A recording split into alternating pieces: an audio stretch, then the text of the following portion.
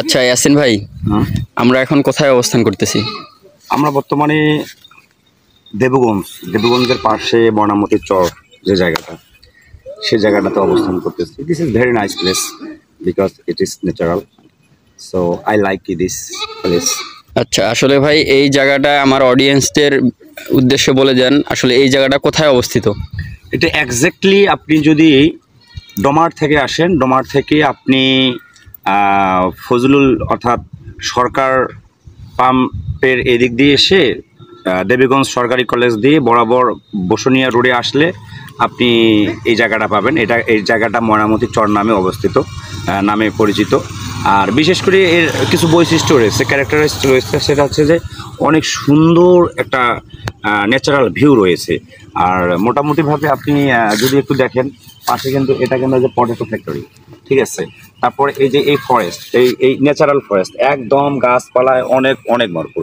আর বিশেষ করে যদি আমি এই পাশের কথা বলি, একটু বিশেষ করে খেয়াল করে দেখো যে একদম নদী, ঠিক আছে, নদী বয়ে গেছে। এই নদীতে আমরা চলছিলাম, একটা মোটামুটিভাবে একটা অনেক সুন্দর একটা প্লেস। ওই যে আর সামনে আসলে আপনি আর একটু দেখতে পাবেন যে নদীর পাশে যে কৃষি জমিগুলো রয়েছে, মানে অনেকজনে অনেক রকম চাষাবাদ করে এখানে। যেমন এই যে বর্তমানে ওই চাচা ছাগলগুলো এখানে ঘাস খাওয়াচ্ছে, তারপর বাচ্চারা নদীতে গোসল করতেছে, বিভিন্নজন বিভিন্নভাবে।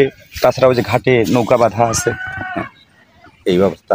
অনেকে আসে, এটা একটা পার্ক হিসেবেও বলা যেতে পারে আর কি। সো যারা মানে আসতে চাও তারা অবশ্যই আসলে অনেক খুব ভালো হবে এবং নিরিবিলি, কোনো রকমভাবে অন্য কোনো কিছু সমস্যা নেই, আপনারা আসবেন।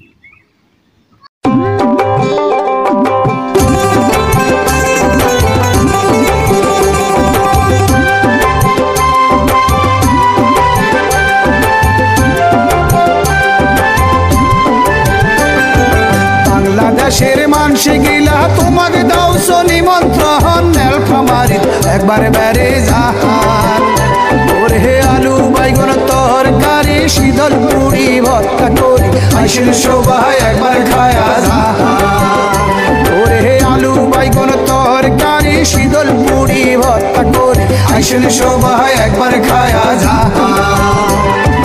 বাংলাদেশের মানসি গিলা তোমার দাও নিমন্ত্রণ, নীলফামারীর একবার বেড়ে যাহার।